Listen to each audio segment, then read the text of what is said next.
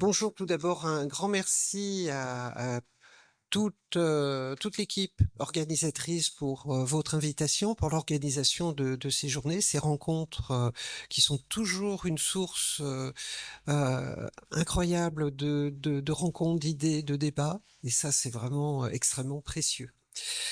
Je viens vous proposer, là, dans cette première intervention, de prendre un peu de recul sur cette question qui est liée à l'échouage, puisqu'on va aborder cette question-là,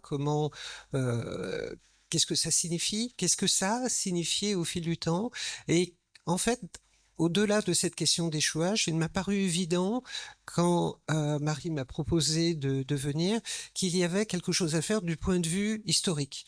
Parce qu'en fait, c'est une très, très vieille question, et on va voir pourquoi.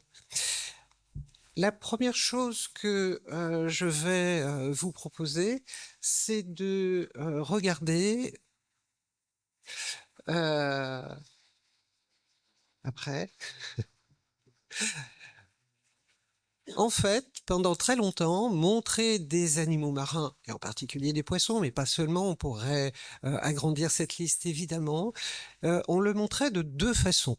C'était des animaux qui étaient morts, présentés sur le flanc, sur un support, par exemple une plage, une berge, une table, peu importe, ou alors ils étaient posés toujours à plat, sur un fond neutre, un fond blanc en général, comme bien d'autres illustrations naturalistes à l'époque. C'était vraiment dans tous les ouvrages qui traitent de la faune marine, vous avez à peu près toujours ces deux types de représentations qui cohabitent en fonction des auteurs, des illustrateurs, des motivations, mais en tout cas, c'est vraiment universel. Et il faudra attendre un certain temps pour voir émerger d'autres représentations. Au passage, on peut... la diapositive suivante. On peut observer que l'exactitude de ces animaux morts pose divers problèmes. Pourquoi? Parce que l'illustrateur qui va réaliser cette planche n'est pas forcément la personne, la main qui a pêché, recueilli ces poissons au sortir de l'eau. Parfois, ce sont des spécimens qui ont été naturalisés, conservés dans des liquides divers et variés, et vous savez peut-être que la couleur de nombreux poissons, même les plus colorés, et surtout peut-être les plus colorés, passent dès qu'ils sont pêchés et surtout dès qu'ils sont conservés. Autrement dit, on peut avoir des résultats extrêmement fantaisistes en termes de représentation de couleurs qui est lié au fait d'avoir un animal mort dont les qualités se conservent assez peu après la capture. Il faut savoir aussi que par rapport, par exemple, aux oiseaux ou aux mammifères, eh bien en fait, quand vous regardez les planches naturalistes les plus anciennes, vous ne verrez jamais des cadavres étalés sur une table. C'est toujours des animaux, ou quasiment toujours, représentés dans une posture qu'on cherche à rendre vivante. Alors, en fonction des moyens, là aussi, des sources d'inspiration des illustrateurs, quand on a un animal vivant sous la main, le résultat sera nettement plus réaliste que lorsqu'on a juste un cadavre à sa disposition ou une peau d'oiseau garnie de ses plumes. Imaginez bien que l'illustrateur doit, à partir de cet élément en deux dimensions, reconstituer une forme et peut-être parfois une attitude, une position. Donc, tout repose sur les connaissances et l'imagination, parfois très grande, des illustrateurs. Diapositive suivante. Il y a un auteur en particulier qui est extrêmement intéressant, qui est Louis Renard, qui fait une œuvre très spéciale au XVIIIe siècle. Il va y avoir plusieurs planches, je vais vous montrer plusieurs planches, qui se caractérisent par des images extrêmement colorées sur des formes en définitive extrêmement schématiques, parfois quasiment un peu fantastiques. On n'a pas l'impression de voir un imaginaire naturaliste, mais vraiment un imaginaire tout court. Pourquoi ces formes extrêmement variées, ces couleurs extrêmement vives? Parce que c'est le projet de Louis Renard. Il se trouve en Asie du Sud-Est, il est au plus près des lieux de pêche et il voit bien ces organismes marins qui sont recueillis, qui meurent et dont les couleurs disparaissent, tout un symbole, et il essaye de les capter. C'est pas un grand illustrateur comme on peut le voir, mais il essaye de faire en quelque sorte quasiment des schémas pour montrer la diversité et le côté absolument extraordinaire des couleurs de cette biodiversité marine. En fait, des années plus tard, on s'est penché sur son livre et on s'est rendu compte que bon nombre d'espèces, pas toutes, mais bon nombre d'espèces étaient parfaitement déterminables. Malgré l'aspect parfaitement schématique de l'animal, en fait, on arrivait à donner un nom à ces figures absolument fantastiques. Mais là, on mesure à quel point ce lien entre représenter des poissons morts, c'est pas juste une disposition imposée par le fait d'avoir que des animaux morts à disposition, ça influe toute une autre série d'éléments, par exemple les couleurs. Dans le cas des oiseaux, par exemple, on sait que les peaux conservées n'indiquent en rien, bien évidemment, la couleur des yeux. La couleur des yeux des oiseaux représentés reposera entièrement sur les connaissances ou encore une fois sur l'imagination des illustrateurs. Suivante. On a quelques exemples différents où les animaux marins représentés, les animaux aquatiques représentés ne sont plus simplement que des cadavres étalés sur un support.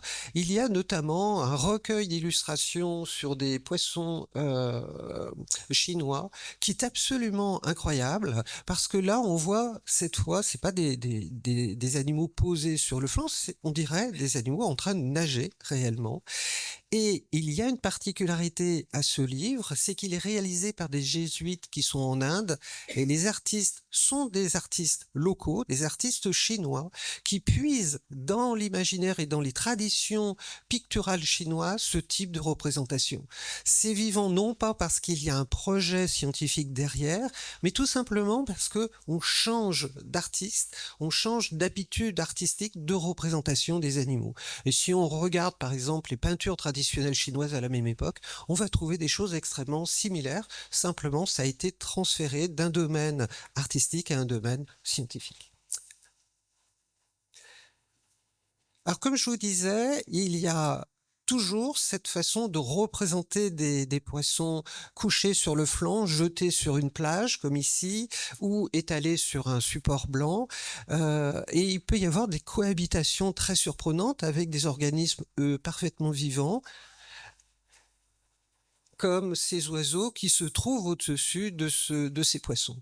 Et là, on voit bien, en fait, cette grande différence entre animaux terrestres ou aériens pour les oiseaux, en tout cas animaux qui partagent notre environnement à nous humains et des animaux qui ne partagent pas du tout notre environnement, des animaux aquatiques. Et en fait, le fait d'essayer de représenter ces animaux se heurte constamment à un problème, c'est comment le faire. Alors on peut voir d'ailleurs que très souvent, les images qui sont présentées, comme ici une autre gravure en couleur de Brême, représentent le point de vue humain. Le point de vue qu'auraient des êtres humains au bord d'un espace liquide, de la mer, d'un lac, d'une rivière, et on voit les poissons de notre point de vue d'humains, créatures parfaitement terrestres. Les choses commencent à changer au cours du 19e siècle avec l'arrivée d'abord des aquariums. Si l'être humain ne peut pas aller, on dirait une maxime de Lagardère, si les humains ne peuvent pas aller aux poissons, c'est les poissons qui vont venir à eux. Et l'un des dispositifs qu'on va inventer, ce sont les aquariums. Et les aquariums du 19e siècle sont très éloignés de ce qu'on peut imaginer parce qu'ils sont extrêmement compliqués dès le début. On peut le voir ici avec ce mélange d'aquarium et de terrarium pour l'élevage des fougères. Et diapositive suivante. On va retrouver également dans ces aquariums très souvent non pas des poissons mais des anémones. C'est une sorte de popularité incroyable dans les premiers aquariums du milieu du 19e, c'est de retrouver comme ça des méduses ou des anémones qui sont dans ces aquariums. Suivant. Ce qui est intéressant, c'est que ces environnements sont extrêmement populaires. Ça peut être petit, ça peut être posé dans un intérieur, certes bourgeois parce que ça coûte très cher, donc il faut des moyens pour avoir ce genre de choses. Ça a été rendu possible aussi par le chemin de fer, paradoxalement. Pourquoi? Parce que quand on a un aquarium, je sais pas, à Londres ou à Paris, il faut l'enrichir de spécimens vivants, et plus les spécimens vivants pêchés dans la mer arrivent vite, et bien plus qu'on a des chances de les retrouver dans les aquariums. Et ça, le chemin de fer va rendre en quelque sorte, c'est un élément invisible des aquariums, et c'est ce qui rend possible les aquariums. Ça devient des attractions, comme ici, à l'exposition universelle de 1867. Et ce que l'on peut voir parfois dans des publications, c'est des aquariums inimaginables, comme celui-ci qui mixte à la fois un aquarium, un terrarium, où il y a des papillons qui évoluent librement, il y a des fougères. Je ne sais pas comment on peut maintenir une installation comme ça sur le long terme. J'ai quelques doutes, mais en tout cas, le résultat est tout à fait spectaculaire. Ce qui est intéressant ici, c'est qu'au début, on avait des poissons morts couchés sur le flanc, avec une difficulté de les rendre vivants. Là, on commence à percevoir le milieu aquatique, mais au prix d'une torsion quand même considérable, c'est l'artificialisation complète de ce que l'on voit. Ce que l'on voit, c'est ce qu'on a mis en scène dans l'aquarium. C'est pas un morceau de la mer que l'on voit, c'est pas un morceau des rivières non plus. C'est quelque chose qui est parfaitement créé. Mais ça permet de montrer pour la première fois des animaux, effectivement, vivant dans leur milieu, comme ici ces poissons, toujours tirés de Brems, qui est la grande référence d'histoire naturelle illustrée du 19e, avec vraiment des documents iconographiques d'une qualité et d'un intérêt vraiment incroyable. Darwin considère que c'est ce qu'on fait de mieux à son époque. Et là, effectivement, les aquariums permettent ce type de représentation où on voit enfin des animaux vivants dans leur milieu. Certes artificiels, mais quand même. Suivant. Alors, il y a une exception au cours de cette histoire, une exception vraiment qui colle complètement au sujet, donc on va s'y arrêter. C'est un Autrichien, Eugène von Rasseneuw-Wilès, qui, au milieu du 19e siècle, c'est un aquarelliste et il rêve de faire des aquarelles sous la mer au large de Ceylan. Alors, présenté comme ça, aquarelle sous la mer, ça paraît un peu difficile à concilier. Et il faut imaginer que les éléments sous-marins de l'époque, lorsqu'ils sont figurés, comme ici ce premier récif de corail, doit intégralement un peu aux connaissances scientifiques, mais beaucoup à l'imagination des illustrateurs. Là, c'est une planche tirée d'un ouvrage de d'Haeckel, l'inventeur du mot écologie, entre autres, qui est un très grand artiste par ailleurs, mais ce qu'il représente, il ne l'a pas vu, il l'a simplement imaginé. Comme l'illustration suivante, qui est également due à un artiste naturaliste spécialiste des mers, qui fait paraître cet ouvrage sous pseudonyme, et là aussi, c'est quelque chose qui se base sur ce qu'il sait, mais beaucoup sur ce qu'il imagine.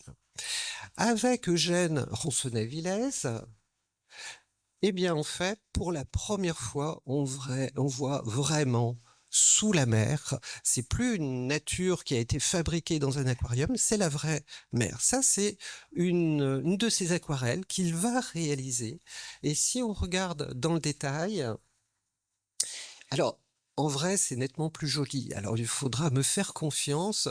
Il faudrait que vous ayez l'exemplaire ou alors il faudrait tout éteindre pour vous montrer vraiment. Mais il y a vraiment une profondeur, il y a quelque chose de magique dans ces couleurs vraiment qui me touche beaucoup parce que, encore une fois, ça a été réellement vu par quelqu'un.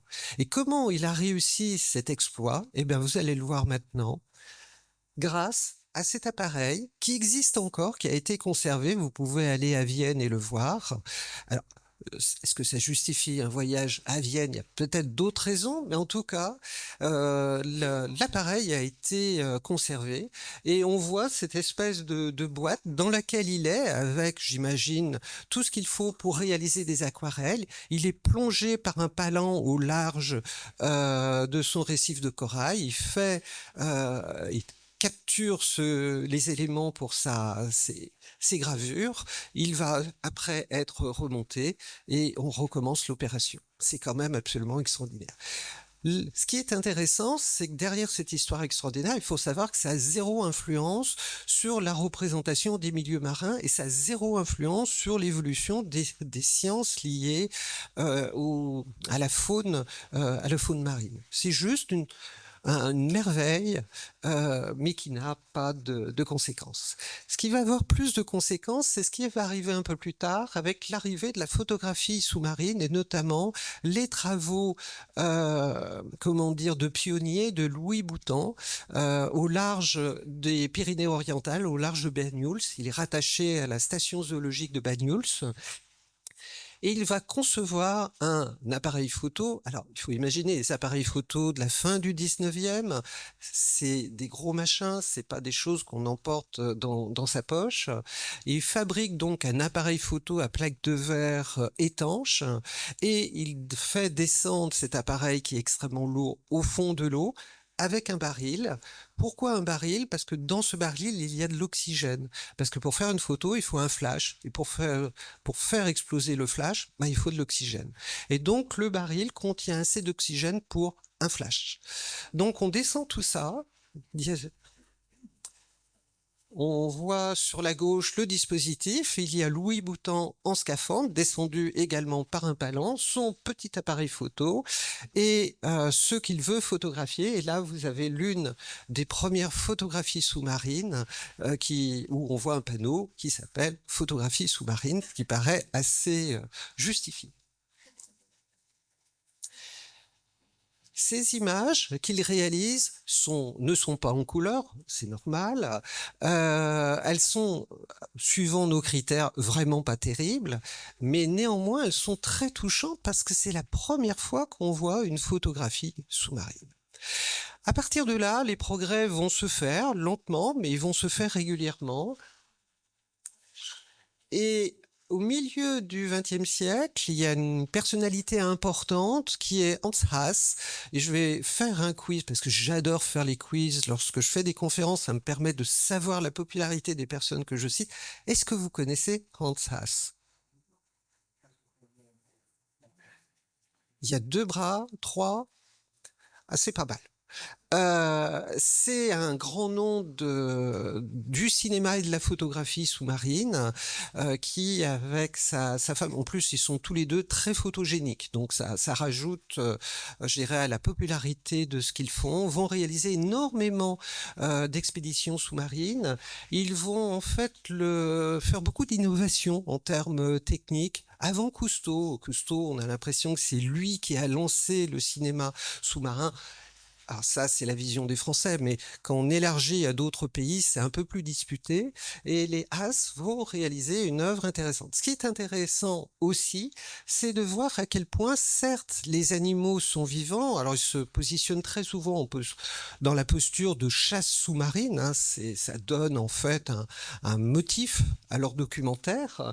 Enfin, c'est des animaux dangereux, les requins hein, en particulier, mais néanmoins, les animaux sont vivants. Et en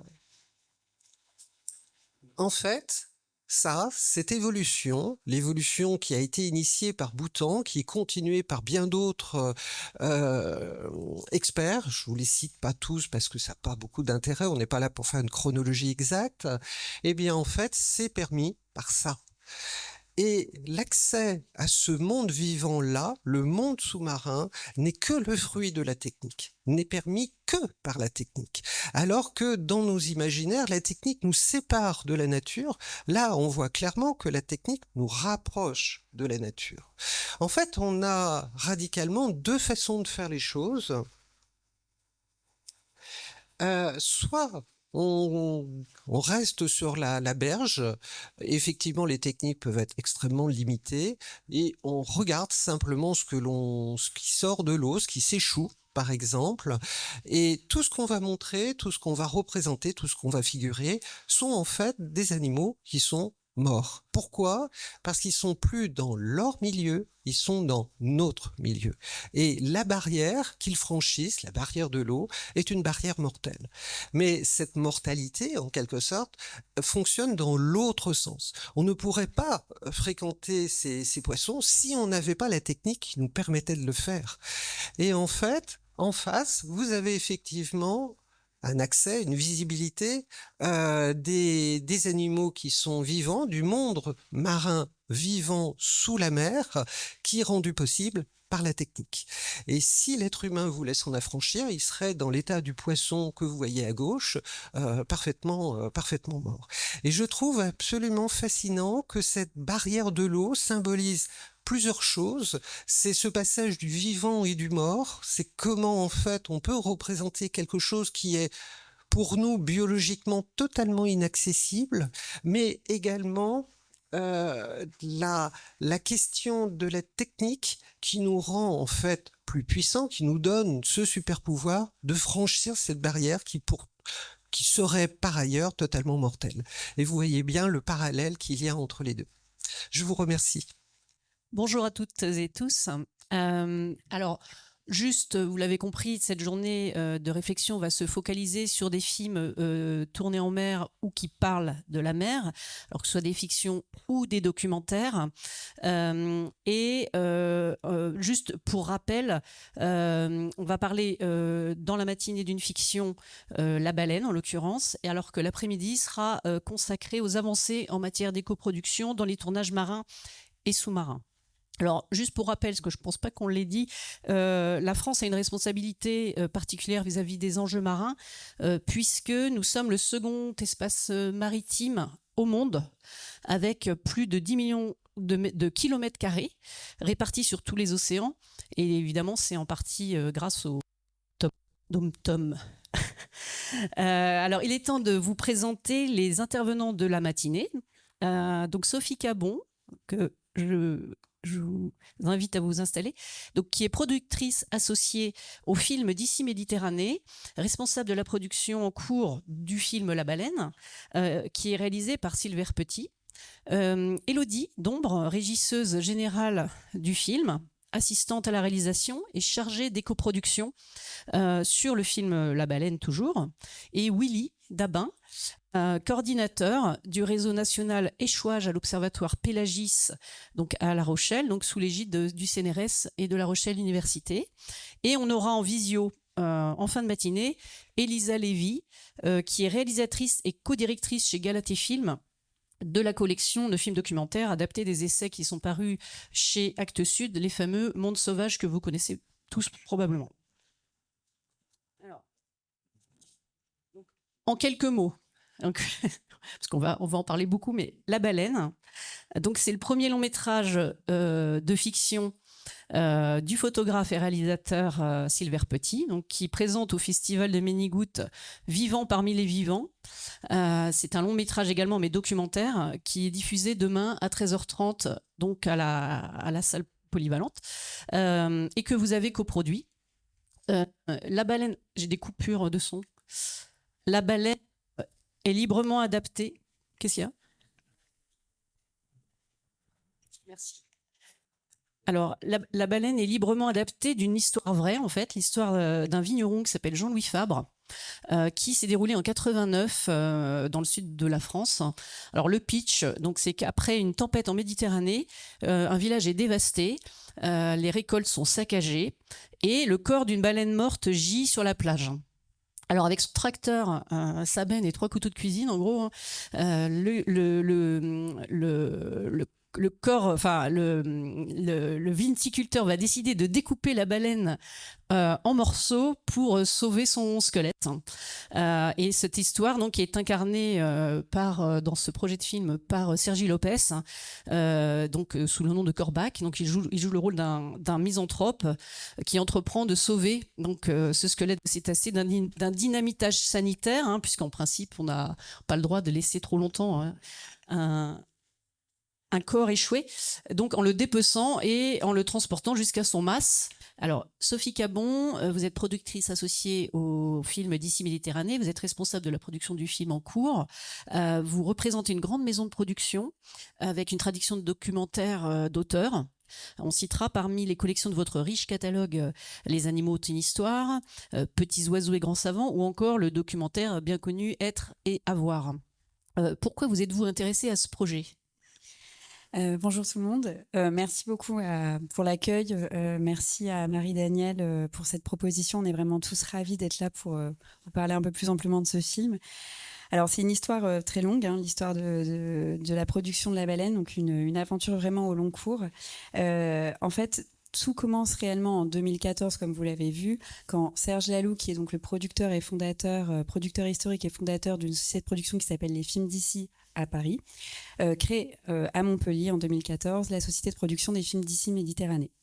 Et à ce moment-là, en fait, la société de production se met en place autour d'un magazine culturel qui s'appelle On dirait le Sud, qui est fait à l'époque avec France 3 Languedoc-Roussillon, et qui propose d'avoir une série de courts-métrages dans lesquels on donne vraiment une carte blanche aux réalisateurs et réalisatrices de la région pour parler voilà, du patrimoine, de la culture, enfin de plein de choses autour de ce qui se passe en Languedoc-Roussillon à l'époque. Et Serge Laloux rencontre à ce moment-là Silver Petit, qui lui propose un film qui n'a rien à voir avec tous les autres courts-métrages qui sont faits à ce moment-là pour le magazine culturel On dirait le Sud, et qui lui propose un court-métrage d'environ 6 minutes qui s'appelle Biaou, qui suit un taureau camarguais de son pré d'arène, jusqu'à l'arène d'aficionados pour le spectacle qui est donné à nous humains. Et tout est filmé uniquement à hauteur de taureau. On n'est que avec le taureau de bout en bout. Et ça, vraiment, c'est quelque chose qui est un peu atypique. Et Serge et Silver Petit commencent à travailler ensemble sur ce court-métrage. Puis ils font un documentaire qui s'appelle Animaux pour France 3 Languedoc-Roussillon en 2017. Et voilà. Et en 2018, on a Silver qui arrive dans nos locaux de la société de production à Montpellier avec un synopsis, des images d'archives, et qui nous dit, bon voilà, j'ai réfléchi, là ça y est, je suis prêt, j'ai envie de lancer une aventure de fiction en long métrage autour d'une histoire adaptée d'une histoire vraie, qui est donc l'histoire de Jean-Louis et Patricia Fabre, qui en 89, comme l'a dit du coup Catherine, ont dépecé une vraie baleine échouée sur la plage de Port-la-Nouvelle et ont ramené le squelette dans la cave de leur mas viticole. Et donc, il nous explique cette histoire autour de Corbac, qui est donc, à l'époque, il ne s'appelait pas Corbac parce que le scénario a beaucoup évolué, mais en tout cas, du personnage principal qui est misanthrope et qui va du coup dépecer aussi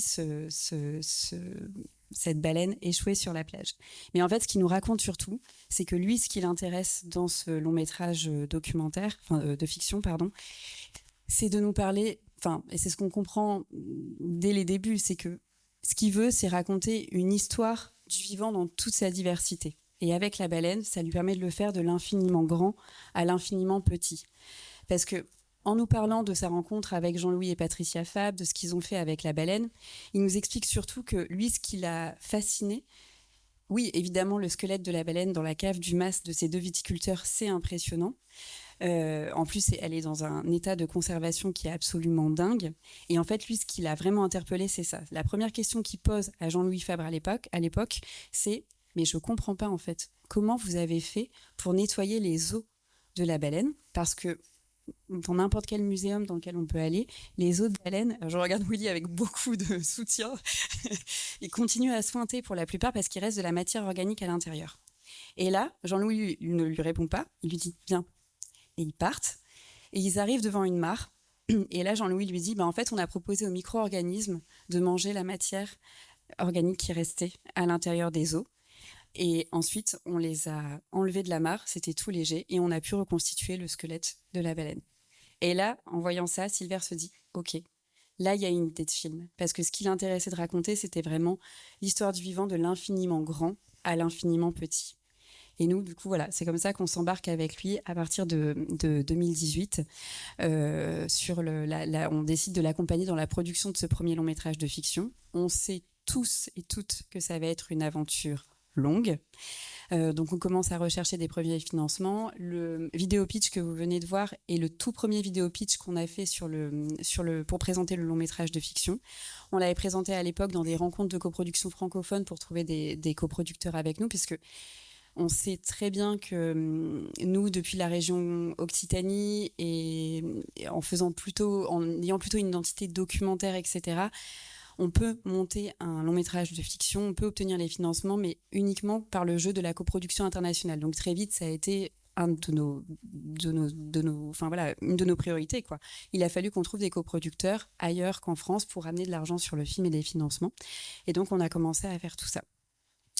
Et je pense aussi, c'est juste pour dire que depuis les films d'ici Méditerranée, depuis, je pense, 2018, et c'est en très grande partie grâce à Silver Petit, on a une ligne éditoriale qui s'est clairement orientée et ancrée vers tout ce qu'on appelle aujourd'hui la culture du vivant, parce qu'il y a toute une lignée de penseurs et penseuses qui ont développé ce terme, que Silver quand même a beaucoup contribué à nous faire connaître. D'ailleurs, dans Vivant parmi les vivants, qui est projeté samedi en début d'après-midi, je crois, il y a hors compétition, voilà, il y a 4 protagonistes. Il y a une chienne qui s'appelle Alba, une jument de Przewalski qui s'appelle Stipa, et 2 philosophes qui sont Vinciane Després et Baptiste Morisot. Et il fait dialoguer vraiment hommes et animaux à part égale, c'est-à-dire qu'il n'y a jamais on n'est jamais la parole humaine ne prend jamais le pas sur ce qu'on va vivre avec soit Stipa, soit Alba la chienne. Et depuis, les films d'ici Méditerranée, du coup, continuent dans cette ligne éditoriale, et c'est aussi dans cette veine-là qu'on a produit d'autres films comme Animus Femina d'Eliane Delatour, qui a été produit par Serge Laloux et Angèle Perrottet, donc je les cite parce qu'elles sont ici du coup, qui a été projeté donc hier aussi dans le cadre du festival. D'autres films aussi avec Elisa Lévy, que vous entendrez après, qui elle fait aussi du documentaire et de la fiction. Voilà. Et donc une aventure au long cours, 2018. Et on peut évoquer quand même le repérage que Silver a fait. Pardon, effectivement, oui. Et toute l'histoire aussi commence... Enfin voilà, Silver de toute façon nous explique son projet, et une des choses qu'il nous dit tout de suite, c'est, et on le savait, même il n'avait pas vraiment besoin de nous le dire, il nous dit vous avez compris que moi je ne travaille qu'à partir du réel, parce que c'est le réel qui crée un imaginaire. Je dis oui. Donc vous avez compris qu'il y aura une véritable baleine échouée pour le tournage. Effectivement, ça semble logique. Et donc, en 2018, il y a un événement absolument improbable qui se passe, c'est que dans le port de Saint-Cyprien, il y a un rorqual commun qui s'échoue, et Silver prend tout son matériel et part retrouver Willy Dabin pour voir comment se passe un échouage, comment on traite cet échouage. Il filme toute l'autopsie que vous faites du spécimen, et il filme toute la découpe qui se passe, je crois, en quelques heures, 4 heures. Donc c'était absolument dingue. Il filme tout ça, et on a en fait le premier matériel qui nous permet, nous, après, de travailler avec les équipes techniques pour le tournage de la fiction qui, on espère, va arriver. Alors justement, ça sort quand? Parce que... Voilà. Alors, c'est donc, on a commencé à travailler en 2018, et nous, on lance vraiment la fabrication, on donne le feu vert de la fabrication du film l'année dernière, en 2024. C'est un film il y a plusieurs tournages distincts. On a commencé un premier tournage autour de micro-organismes, parce qu'en fait, dans le film, le personnage principal, donc qui est malade, comme vous l'avez vu dans le vidéo pitch, a des moments où il a des rêves planctoniques. Donc, on avait besoin d'avoir ce tournage sur les micro-organismes. On a fait un premier tournage en juin 2024, qu'on a poursuivi là au début du mois d'octobre. Il y a un deuxième tournage qui est le tournage le plus long, qui a duré 22 jours, qui est vraiment le tournage de la partie fiction, avec donc Sergi Lopez, Solène Rigaud qui est sa fille, d'autres comédiens comme Annie Gregorio, Moussa Maskri, Bernard Blancan, et surtout des acteurs aussi animaux, puisque La Baleine est un film interespèce, c'est comme ça qu'on le présente, un western écologique et un film interespèce, puisqu'en fait le rôle principal c'est Sergi Lopez, mais le second rôle c'est Couille-Molle, qui est le chien que Sergi Lopez va trouver sur la plage au moment de découvrir la baleine échouée. Et donc, on lance cette fabrication. Et là, on attend, on espère, on espère, c'est bizarre de dire ça, mais en tout cas, nous sommes dans l'attente d'un échouage de cétacés. On a réouvert la fenêtre, donc là, de octobre 25 jusqu'à mars 26. Si une baleine arrive, toute l'équipe est prête à réagir en 48 heures et à aller sur la plage de l'Espiguette pour finir le tournage du film. Donc sortie espérée 2027. Exactement. Alors Élodie Dombre, vous êtes régisseuse générale sur ce film, assistante à la réalisation, chargée des coproductions aussi sur le film. Vous avez choisi une plage du Gard pour le tournage, donc la plage d'Espiguette. Et l'un des gros enjeux du tournage, on vient de le voir, c'est le cadavre de la baleine, puisque le réalisateur donc, voulait pas recourir à une maquette ou à des effets spéciaux. Donc entre la logistique et les aspects réglementaires, comment on organise un truc pareil en fait? Alors ça prend du temps. Non, juste pour revenir un petit peu en arrière et expliquer le processus, c'est-à-dire que nous, assez rapidement, on a compris que ça allait prendre du temps et surtout, on a compris qu'on faisait quelque chose qui était interdit et que donc, il allait falloir qu'on travaille. On est très rapidement allé rencontrer Willy à Pélagis en 2020 pour lui exposer notre projet et en se disant il faut qu'on l'embarque. Il faut qu'on l'embarque avec nous, sinon on n'y arrivera pas. Et on l'a embarqué. Et en fait, à partir de là, on a commencé à réfléchir au concret. C'est-à-dire que nous, on est arrivé chez Willy en imaginant qu'on pourrait venir, nous, équipe de cinéma, n'importe où une baleine s'échouerait pour tourner nos séquences. Quand on a rencontré Willy, on a compris que ça n'allait pas du tout se passer comme ça et que il fallait qu'on fasse l'inverse, c'est-à-dire une baleine s'échoue et on la transporte de son lieu d'échouage vers un lieu qu'on trouve nous et pour lequel on a fait toutes les demandes d'autorisation nécessaires. En l'occurrence, la plage de l'Espiguette qui se situe sur la commune du Grau-du-Roi dans le Gard. Et donc, on a commencé notre travail en allant à la DDTM. Alors, je vais vous éviter tous les sigles, etc. Mais ce que je veux dire, c'est qu'on est allé rencontrer les institutions qui délivrent les autorisations pour leur expliquer le projet et surtout pour arriver à travailler ensemble. On a fait une immense réunion début 2023 avec les DREAL, l'ARS, l'OFB, etc. pour dire voilà notre idée. On veut récupérer une baleine échouée, encadrée par Willy Dabin, la faire venir sur la plage de l'Espiguette et pendant 5 jours pouvoir tourner les séquences de notre film qui est un film de fiction, etc. etc. Donc on a réussi à embarquer tout le monde, c'est-à-dire que les gens ont compris ce qu'on était en train de faire, au sens quel est ce film, pourquoi, qui est Silver Petit, qu'est-ce qu'il veut raconter. Et là on a commencé à monter le dossier et donc c'est 2 ans, en gros, 2 ans de travail. On a depuis cet été officiellement le droit de récupérer une baleine qui se sera échouée, de la transporter sur la plage de l'Espiguette et de tourner nos séquences de films.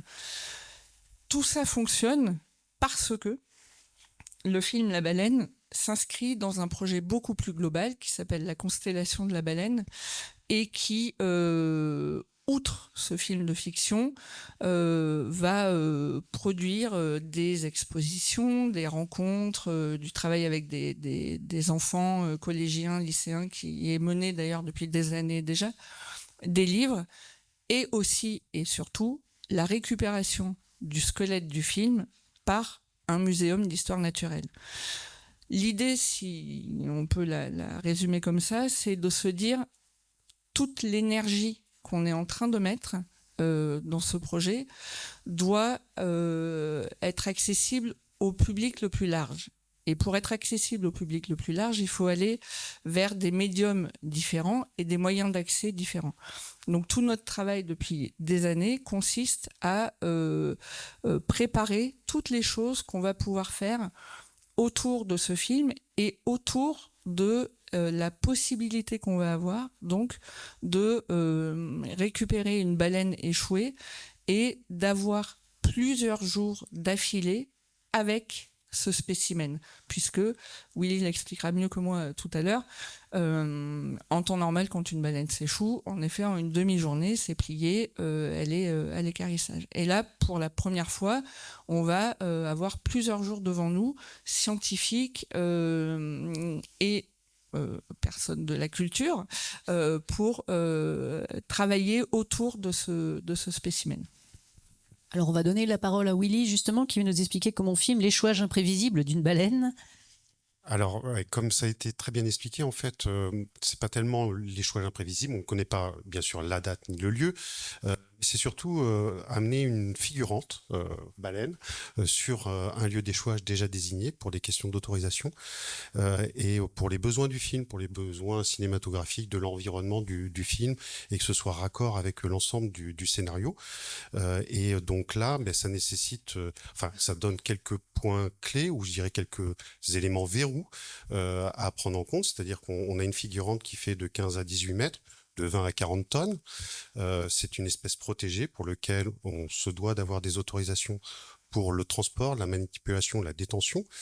Et il y a, pour nous, Observatoire Pélagis, l'obligation de rendre compte de l'état de santé de l'animal, de sa cause de mort, et de provisionner un maximum de prélèvements pour valoriser ce cas d'échouage qui est notre travail fondamental. Donc, tous ces éléments, il a fallu, avec l'équipe, déjà les faire comprendre et puis essayer de trouver les moyens administratifs et logistiques de pouvoir lever ces verrous et trouver les solutions pour être prêt le cas échéant de l'échouage d'une baleine. Il faut aussi rappeler qu'un autre verrou, c'est la fréquence d'apparition de ces baleines. On n'espère pas l'échouage. Les échouages arrivent, il faut simplement être prêt le jour où ça arrive, de pouvoir la valoriser dans le cadre de ce projet et dans le cadre de l'ensemble des points positifs que ce projet amène. Et on parle de 1 à 3 à 5 cas d'échouage annuels de baleines, qui ne sont pas tous des rorquals communs de plus de 15 et qui ne sont pas tous dans des états de fraîcheur qui sont le support du film et la figurante idéale. Alors, on a des options dégradées de prévues tant sur le site que sur l'état de l'animal, mais voilà, il y a quand même des éléments clés qu'il faut maintenir. Et la problématique essentielle, c'est effectivement de mener la figurante quand même sur le site de tournage, une figurante gigantesque, qui nécessite des moyens logistiques et des autorisations préalables vu la fenêtre de temps en fait d'exploitation qui permet à la fois la cinématographie, nous la science de notre côté d'exploitation, de provisionner les examens, les prélèvements, en même temps que de réaliser les plans et puis de continuer vers le dépeçage. Donc, comme ça a été expliqué par Elodie, il a fallu entourer en fait des procédures administratives et réglementaires qui ne sont pas dans les guidelines des administrations et de convaincre ces administrations de prévoir en avance des documents d'autorisation de transport, d'autorisation de détention du spécimen et d'autorisation de naturalisation pour permettre l'obtention du squelette in fine, qui est un objectif qui par ailleurs me tient très à cœur. On en parlera un petit peu après. Ça, c'était vraiment le cadenas qu'il fallait débloquer au préalable pour permettre le projet d'exister vraiment. Sachant que vous êtes déjà habitué à remorquer des corps à la dérive, quand même. Il vous arrive pour pas subir l'échouage, de le prévoir quand il y a un corps à la dérive et de le remorquer. Oui, tout à fait. On le fait sur le périmètre, dans le secteur de la responsabilité de la collectivité publique et des services de l'État. Et on ne demande pas le transport vers un autre secteur, comme ça peut être envisagé vu les faibles fréquences et faibles probabilités, depuis l'Atlantique jusqu'à la Méditerranée. Alors bien sûr, le cas idéal, c'est ce qui s'est passé à Saint-Cyprien quand on s'est rencontré avec Silver en 2018, c'est-à-dire un animal flottant qui qui en fait était vivant la veille, s'est échoué, est mort du fait de son état de santé, et qui pouvait là directement être remorqué et échoué sur Espiguette. Ça, c'est, je dirais, l'option vraiment idéale. Ça s'est produit donc en 2018. Le cas précédent s'est produit en 1989.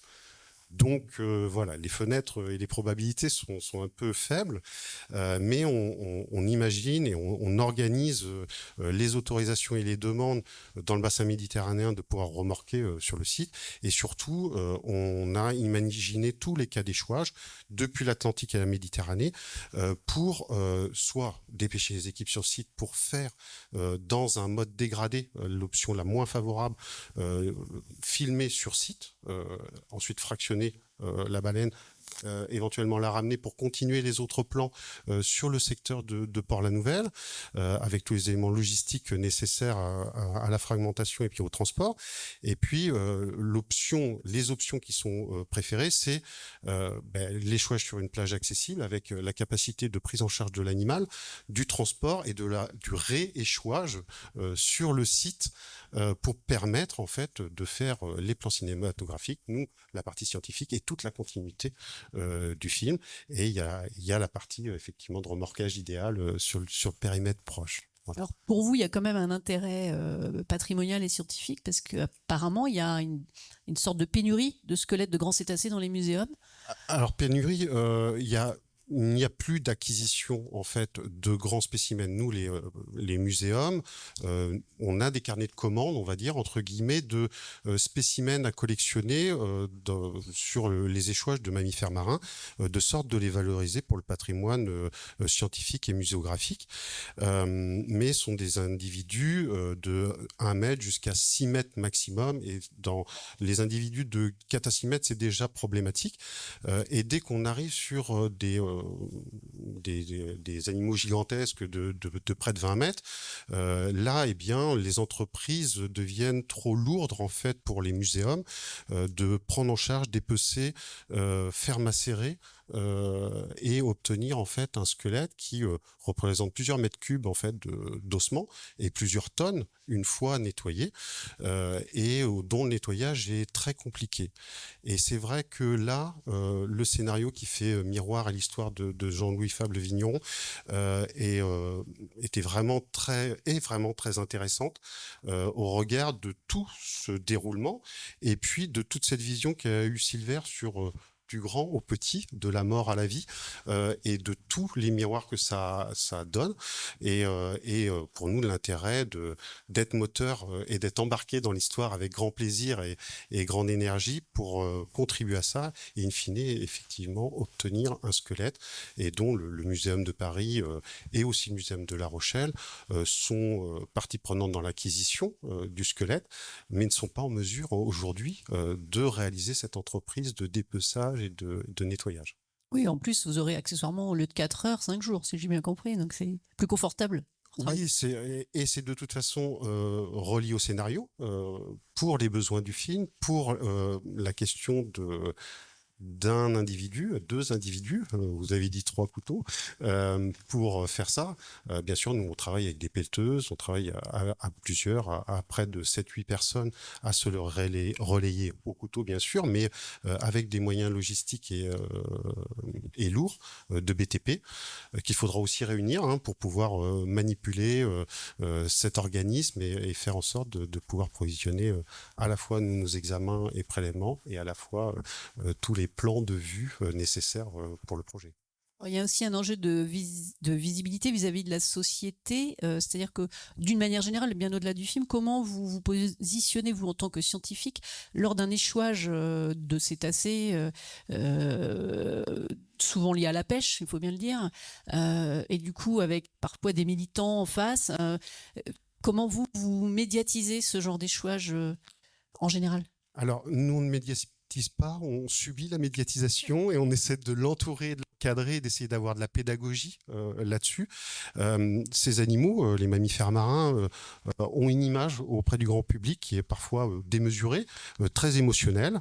Leur rareté au vu du grand public parce qu'il constate ça de manière fortuite par une découverte ou par un documentaire ou une actualité. Nous, on a 2000 cas annuels que l'on traite annuellement au sein de l'Observatoire et sur le territoire national. Donc c'est du quotidien. Mais c'est vrai que ça revêt d'un événement exceptionnel et très émotif qu'il faut entourer du réalisme, du pragmatisme, des constats scientifiques qui sont à faire. Alors bien sûr, vous l'avez dit, il y a des pressions humaines. On ne va pas focaliser que sur les questions de pêche.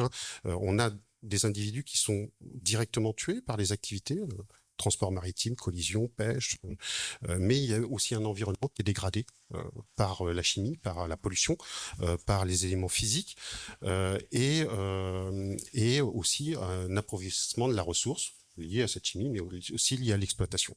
Et donc ça conduit à des animaux qui perdent la santé, qui meurent aussi. Et donc c'est notre rôle d'évaluer ça, de rendre compte, de fournir l'expertise au ministère pour que derrière il y ait des recommandations. Alors après que des citoyens ou des ONG s'emparent de nos données et militent pour faire bouger le temps politique, ça, c'est normal, je dirais, c'est chacun sa partie. Nous, en tant que scientifiques, on doit être factuel et on doit être pédagogique sur à la fois ce que sont ces animaux, quelles ont été leur vie et le pourquoi ils se sont échoués et de quoi ils sont morts de manière détachée de l'émotion. Là, dans le cadre du film, il y a cette dimension-là qui est retranscrite de la valeur patrimoniale d'un échouage, de sauvegarder un élément là on dit ostéologique. Et nous, on essaye aussi de sauvegarder des parties de la science et de les transmettre et dans le cadre médiatique, de rester à notre place, je dirais, de scientifique. Voilà. Et je crois avoir compris que pour Silver Petit, il y a aussi une vraie réflexion sur la mort qu'il veut montrer dans ce film, mort que nous mettons beaucoup à distance dans nos sociétés. Alors, je ne sais pas si vous avez quelque chose à ajouter. Moi, c'est mon travail depuis 30 ans, c'est-à-dire d'exploiter la mort. Oui. Les échouages, 95% des échouages qu'on traite, c'est des animaux morts. Et c'est de faire parler ces cadavres, obtenir des informations sur l'instantanéité de la mort, mais aussi leur vie passée. Quelle a été leur vie, qu'est-ce qu'ils ont accumulé comme polluants, comme difficultés ou pathologies, pour parler du vivant, pour conserver, protéger les espèces qui sont vivantes en parlant de ces morts. Voilà, ça c'est notre travail. Donc c'est pour ça que filmer un échouage, l'exploitation, la conservation, et derrière faire de la pédagogie, faire de la sensibilisation sur ces espèces qui sont peu ou mal connues, qu'on voit très peu. Excusez-moi, qu'on voit très peu et qui sont en fait très peu visibles, eh bien c'est un domaine important de visibilité que de l'avoir dans un film. Après, je sais que Silver, et je vais vous repasser le micro, a d'autres visions plus philosophiques liées à la question de la mort. Et là, après, c'est plus mon domaine et je transmets le micro. Disons que dans le dossier de presse, il l'explique comme ça, il dit qu'en fait, il veut opérer une bascule esthétique et émotive sur notre manière de voir la matière d'un corps. Dixit. Oui, en fait, c'est vrai que c'est quelque chose qui me trotte dans la tête de Silver depuis un moment parce que, bon, si vous allez voir Vivant parmi les vivants, tout ce que je vous raconte là, il va le redire beaucoup mieux demain. Mais en fait, ce qu'il explique à chaque fois, c'est et c'est ce qui fait aussi qu'il a rencontré Jean-Louis Fabre, c'est que Silver, quand il était gamin et qu'il allait à l'école, donc dans les années 80, sur le bord de la route, il trouvait toujours des animaux qui étaient percutés par les voitures et qui étaient morts. Et un jour, il tombe sur une couleuvre qui était magnifique. Elle était malheureusement morte aussi à cause d'une voiture qui l'avait percutée. Et il va pour faire le geste qu'il faisait depuis des années, c'est-à-dire la prendre et pouvoir la ramener chez lui pour l'étudier, la mettre dans un bocal et la conserver, en fait, parce qu'il a toujours fait ça depuis. Et un jour, il s'est dit, en fait, si je fais ça, toutes les fourmis qui sont en train de la manger, là, et qui, elles, se nourrissent, je leur enlève la nourriture et c'est un problème. Et donc, voilà, il a commencé à cogiter à tout ça, donc très, très rapidement. On lui a offert un appareil photo, donc après, il a changé sa façon de représenter, de pouvoir capturer le vivant, en tout cas, et de le garder avec lui et de pouvoir l'étudier. Et c'est vrai que avec la baleine, c'est ce que je vous disais, ce qui l'a intéressé, en fait, c'est cette histoire de régénérescence. C'est-à-dire que à partir de cette baleine échouée, morte, de ce squelette que Jean-Louis Fabre ramène, il récupère les os, il les plonge dans l'étang, ça donne de la nourriture aux micro-organismes, et en fait c'est tout un cycle, et c'est tout ce cycle-là et tous ces vivants qui entourent ce cycle-là qui intéressent Silver. Et dans son documentaire Vivants parmi les vivants, il y a toute une séquence avec des vautours qui est assez incroyable et dérangeante pour nous, mais en fait ce qui l'intéresse aussi, c'est de remettre le focus sur ces animaux-là qui font partie de notre grand cycle, et voilà, tout ça c'est des choses qui le fascinent depuis toujours. Alors, outre les défis techniques qu'on vient de voir, le film a aussi soulevé des défis grammaticaux, si je puis dire. Silver Petit considère La baleine, comme vous l'avez déjà dit, donc comme un film interespèce, un récit où les vivants, je cite, donc cohabitent sans hiérarchie culturelle. Donc, on a vu, il y a la chouette blanche qui habite son grenier. Il y a la corneille Lazare qui se passionne pour les humains, le chien couille-molle, donc, et donc la question, donc, c'est de savoir s'il y a-t-il un langage donc capable de marier le cinéma de fiction humaine et l'animalier. Alors, on va essayer de répondre à cette question avec une personne, une nouvelle intervenante qui est à distance, donc Elisa Lévy. Donc, on va voir si on arrive à la capter. Alors juste pour meubler, donc pour rappel, la thématique de l'année dernière, donc des coprods portait sur la représentation du vivant dans les récits des films animaliers et des fictions télévisuelles.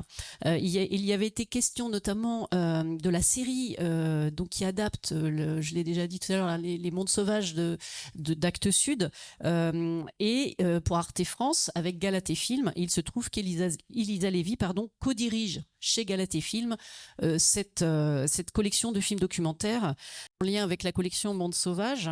Et est-ce qu'un film comme La baleine ou Vivant parmi les vivants donc participe de ce décentrement par rapport au point de vue habituel de l'humain comme espèce dominante? Oui, bien sûr. Alors, par contre, juste, je ne vous vois pas, mais je vous entends, mais ça résonne beaucoup. Donc, pardon si mes réponses sont un tout petit peu décalées. Je vais juste fermer ma fenêtre, parce qu'il y a évidemment des travaux. Merci beaucoup, en tout cas, pour votre invitation, et merci pour ces journées. Et je suis désolée de ne pas être avec vous. Je suis moi-même en production et j'ai eu des soucis de dernière minute. Voilà, ça y est, je vous retrouve. Je suis en géant dans la salle. Et donc, je suis juste pas là physiquement, mais voilà, je vous écoute depuis ce matin.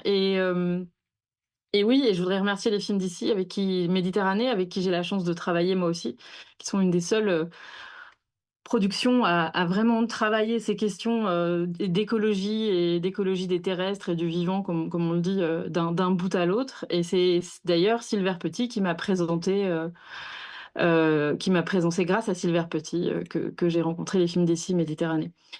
Donc, je suis très heureuse d'être là. Et c'est vrai, oui, c'est très important. Je pense que en tant que faiseur d'images et raconteur d'histoires avec des images et des films, et je pense que c'est ce qui nous réunit tous là, c'est l'envie de raconter des histoires d'animaux. Et donc moi, je vais m'éloigner un petit peu de l'océan parce que je travaille pas sur l'océan, mais voilà, je pense qu'on a tous les mêmes problématiques. C'est qu'on a une vraie responsabilité sur la façon dont on décide en fait de montrer ces animaux. Et je pense qu'on peut aujourd'hui changer notre rapport destructeur à tout en transformant la façon dont on va filmer, regarder les animaux et nos sujets animaux.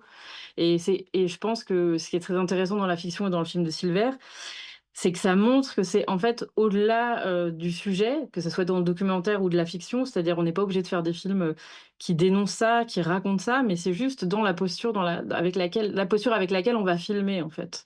Et donc c'est vraiment essayer de réfléchir à comment on sort les animaux de ce statut d'objet inanimé, et comment dès qu'on pose une caméra et qu'on les regarde, on essaye de raconter quelque chose d'autre, que ce soit à partir de l'endroit et de la question qu'on pose quand on pose sa caméra, que évidemment dans les récits qu'on construit. Et je pense que c'est très intéressant parce que je pense que on est tous passionnés ici par ces questions-là, et c'est comment on a un rôle à jouer concrètement dans cette transformation en fait du regard sur l'animal, et pour sortir de la destruction systémique dans laquelle on est tous engagés, malheureusement. Alors, vous avez réalisé un film sur Philippe Descola qui s'appelle Composer les mondes, qui a eu un écho important dans le monde du documentaire. Et vous y avez inséré des images de caméras trappes. Vous savez, ces caméras qui enregistrent les animaux, le passage, enfin, des animaux automatiquement. Le but étant d'ouvrir un point de vue qui peut être le regard d'un arbre ou d'une haie, peu importe. Alors, je vous propose qu'on regarde un premier extrait de ce film et on en parle après. Ça a été forcément très conflictuel sur la dimension de couper des arbres sur une zone que tu veux protéger. Oui, c'est pas du tout, c'est pas du tout normal. Ce qui s'est, pour caricaturer un peu, ce qui s'est mis en confrontation, c'était sacralisation contre habité.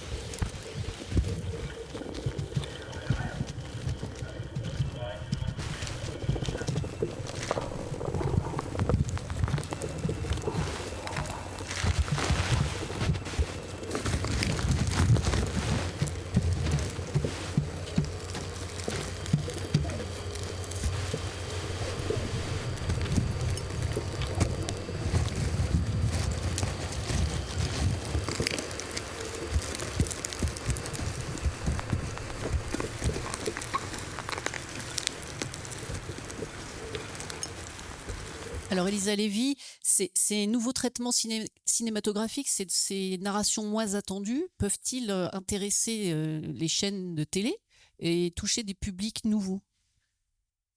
Oui, je pense que ça peut être très accessible. Moi, j'ai essayé d'utiliser des façons, un peu différentes de raconter sur un temps très long, pour donner à voir vraiment les expressions des animaux. Parce qu'il me semble que ce qui est très important et si on revient à la fiction et à Silver, c'est parce que le documentaire, c'est quand même un petit peu différent, c'est de montrer vraiment les animaux dans une attitude juste, en fait, si on veut éduquer le regard, si on veut apprendre à voir ce qu'on n'a pas encore appris à regarder, c'est-à-dire vraiment montrer des animaux dans leurs attitudes, qui soient en accord avec ce que le récit humain raconte, en fait, pour qu'on apprenne nous-mêmes à décoder, d'un point de vue éthologique, le comportement des animaux, en fait, qu'on les regarde vraiment pour ce qu'ils ressentent.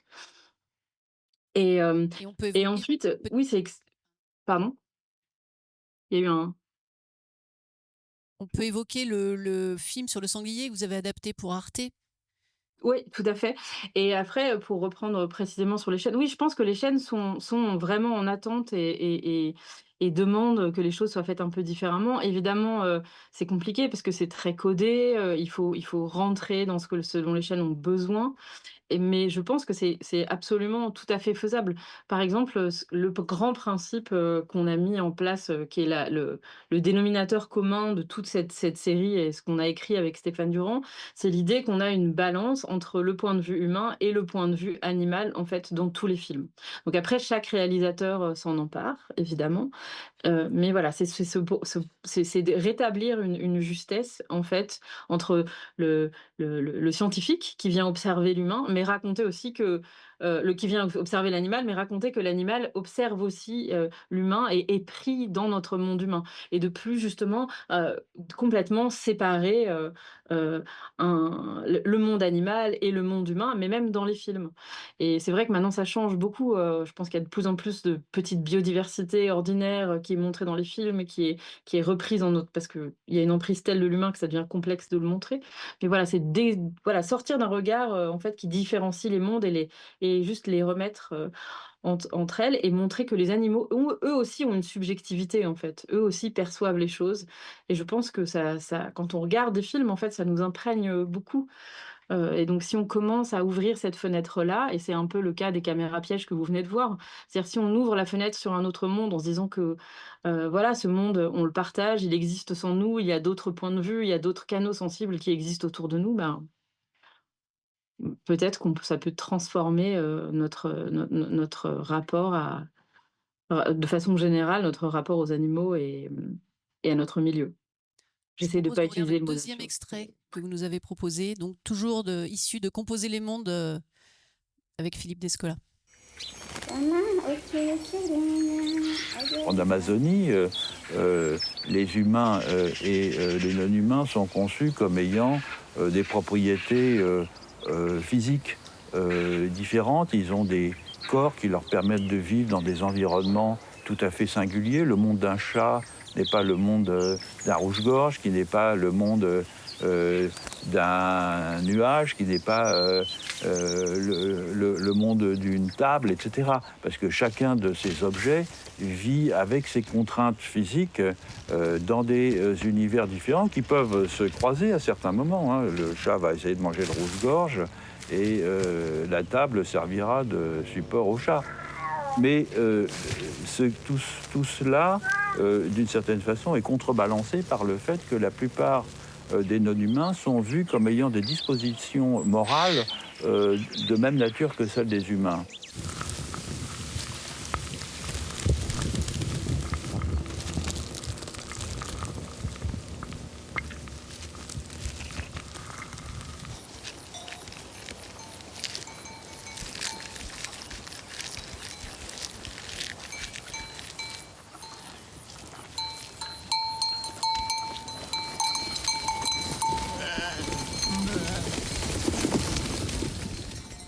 Alors Elisa Lévy, quel cinéma fabrique-t-on quand on prête autant d'attention aux plantes et aux animaux qu'aux humains, à votre avis? Bah, par rapport à l'extrait qu'on vient de voir là, moi ce que j'essaie de faire, c'est justement de pas effacer, de ne pas effacer la caméra. Ce qu'on peut voir, donc on a des regards caméra. Parce que je pense que c'est justement pas effacer le dispositif, c'est aussi intéressant parce que ça rappelle, que tout ça est et qu'on peut être regardé en retour, en fait. C'est justement, on n'est pas juste, on est regardé aussi, donc ça poursuit ce que je disais tout à l'heure et je pense qu'on peut fabriquer un cinéma qui raconte les histoires, justement qui montre que les histoires ne sont pas racontées que par les humains. Donc ça paraît très abstrait comme ça, mais en réalité, c'est juste se dire à quoi on prête attention, quand on dans nos actions. Qu'est-ce qui pousse nos actions? C'est en fait redonner ce qu'on appelle l'agentivité à ce qui n'est pas humain. Hem, Alors je peux agentivité, juste je précise le terme, donc c'est la capacité à agir donc, sur leur environnement de manière consciente et intentionnelle pour les animaux, donc ça leur redonne un statut de sujet. Mais on le fait tous, je pense. Je veux dire, quand je sais pas, on marche, on réfléchit à des choses, et bien on croise, voilà, on observe, on voit un oiseau et puis quelque chose nous traverse et ça nous fait voilà, ça nous fait réfléchir, penser différemment et dans nos habitudes, nous, modernes, occidentales, on se dit, bah, voilà, on pense juste à nous et à la façon dont on va se dépla dont ça nous a déplacés, mais on repense pas forcément à cet oiseau. En fait, remettre les non-humains tout autour de nous dans la grammaire cinématographique, c'est rendre de la présence de tous mais de l'utilité de tous au monde et à la vie, en fait. C'est aussi simple que ça. C'est aussi simple que de se dire, ben, voilà, je redonne la présence à cet arbre parce que cet arbre, f c'est un hôte, il fabrique la vie. Enfin, je veux dire, c'est assez évident pour vous tous qui êtes là, puisque ce qui vous intéresse, c'est le cinéma animalier. Mais ça veut dire vraiment redonner de la présence à ces êtres, à ces individus, comme si c'était des personnes, de la même manière que si c'était des personnes humaines, en fait. Leur donner du même temps, un temps long, en fait. Et donc en fait, ça bouscule complètement, ça fait raconter les histoires de façon très différente, mais on peut raconter les mêmes histoires, juste on a des protagonistes différents. À tel point, je crois que des fois, vous vous êtes influencé par l'éruption du vivant dans certains de vos tournages. Vous m'évoquiez les araignées dans le film que vous préparez avec Vinciane Després. Est-ce qu'on Oui, peut en dire un mot? après je pense que ça c'est je vais vous rac oui, oui, c'est tout à fait. En fait, donc je prépare un long métrage, de science-fiction avec, d'anticipation avec Vinciane Després, donc on a écrit le scénario ensemble, d'ailleurs aussi avec, Sophie Cabon et dans les tout premiers moments où moi j'ai commencé à travailler avec Vinciane, j'ai toujours besoin d'avoir ma caméra, c'est comme un artefact, un peu magique pour moi. Après je pense que tous les processus de création, sont comme ça, c'est pas propre à ce que je fais. Mais donc moi je prends ma caméra la première fois que je vois Vinciane Et en fait, qu'est-ce qui surgit dans ma caméra? Ce sont des araignées. Elles viennent, il y a plein d'araignées. Tout d'un coup, je vois plein d'araignées à filmer. On est à Liège et il y a notamment une magnifique araignée qui est là et qui fait sa toile et on filme cette araignée qui fait sa toile et c'est splendide et voilà, toutes les 2, on est fascinés par cette araignée qui nous paraît gigantesque et on la regarde faire sa toile et voilà et puis on mène cette enquête comme ça ensemble, on pose des jalons d'histoire, on partage, lors de colloques, nos histoires, nos pistes. Et des humains viennent nous raconter des histoires d'oiseaux, viennent nous raconter plein de choses et puis, au fur et à mesure, on construit ce scénario qui devient vraiment une fiction, c'est un thriller écologique. Hem et puis, à un moment, je suis bloquée dans l'écriture et je ne sais pas, je ne trouve pas la solution pour sortir de mon film policier, hein. Et puis tout d'un coup, je comprends que c'est les toiles d'araignée, qui vont m'apporter, cette solution. Et ça devient voilà et tout le film voilà et je parviens à démêler tout le film. Et en fait, finalement, la réponse, elle était avant, elle était là depuis le début. C'est comme si les araignées, savaient déjà que c'était cette histoire-là qu'on allait raconter. Donc, après, c'est quel statut on donne à cette, à cette présence, d'araignée. Enfin, en fait, moi, je travaille à partir des idées des concepts de Philippe Descola, c'est de se dire qu'en fait, il n'y a pas de monde qui préexiste, mais on fabrique le monde dans lequel on est parce qu'on les choix de relations qu'on décide de perpétuer. Alors, on peut difficilement parler de films sous-marins sans citer Océan, donc, qui est sorti en 2010, qui était César du meilleur documentaire, qualifié d'opéra sauvage, 50 ans après Le Monde du Silence, réalisé avec une débauche de moyens. Donc il y a eu un caisson étanche, hydrodynamique, rapide, contenant une caméra numérique spécialement customisée pour restituer toutes les couleurs de l'océan, une polcam sur le long d'une coque de navire qui pouvait faire des travelling latéraux à 15 nœuds, j'en passe des meilleurs, je vais pas tous vous les citer, j'ai révisé le dossier de presse de l'époque. La manière donc de filmer le vivant a-t-elle évolué selon vous depuis la disparition de Jacques Perrin, puisque vous travaillez pour Galatée? Bah, la technique évolue à une vitesse complètement dingue et ce qui est génial, c'est qu'effectivement la technique, comme le disait, la première intervenante, sur les représentations et les figurations, c'est que la technique est une véritable alliée en fait, contrairement à ce qu'on pourrait croire, c'est une véritable alliée pour être au plus près et nous mettre, du point de vue des autres, en fait. Et je pense que les moyens démesurés de recherche, qui ont existé exprès pour Océan, aujourd'hui, on peut faire des choses, encore plus précises, encore plus dingues, encore plus immersives, avec beaucoup moins de moyens. Et donc ça, c'est une vraie alliée. C'est ça qui est beau, c'est qu'on peut retourner la technique, pour, rouvrir des canaux sensibles éteints. Donc ça, c'est assez fantastique. Je pense que Jacques Perrin a été vraiment un pionnier dans sa détermination à faire les choses et après, ça évolue quoi. On évolue, je pense que ça évolue beaucoup, dans les récits et dans les grandes thèmes et les choses schématiques, je pense qu'il y avait quelque chose qui était un peu, on peut je pense qu'il faut faire des films joyeux, en fait. Je pense que c'est important et que si on veut apporter des solutions, il faut rendre de la joie aux gens, mais sans oublier l'attention. Donc oui, je pense que je pense que ça a beaucoup, beaucoup évolué. Aujourd'hui, j'ai l'impression qu'il y a beaucoup plus de films aussi qui s'intéressent à la biodiversité, ce qu'on appelle la biodiversité ordinaire, des petites choses qui se passent autour de nous et je pense que c'est très important parce que c'est là que nous, concrètement, on peut agir. Alors, puisqu'on est là pour parler des coproductions, quand même, Océan était un magnifique film, évidemment, mais c'était beaucoup d'argent et beaucoup de carbone aussi. Donc, Ouais, ça, c'est vraiment une très grosse tension tout le temps quand on est dans la création, c'est de se dire, en tout cas de cinéma, c'est de se dire: «Qu'est-ce que je suis en train de faire?» Mais c'est autant, moi j'ai l'impression que cette question elle se pose pour la technique, hein, donc quels moyens techniques, du coup ça veut dire quelles histoires on raconte en regard de quels moyens techniques en tant qu'auteur déjà? Qu'est-ce qu'on décide, de raconter? Encore alors maintenant je pense que la technique permet de travailler avec moins de carbone, que dont c'était le cas avant. Mais c'est vrai, voyager, faire beaucoup enfin voilà, faire de l'hélicoptère et cetera. Je pense que ça c'est compliqué de continuer à produire comme ça. Enfin, en tout cas de mon point de vue, d'un point de vue éthique.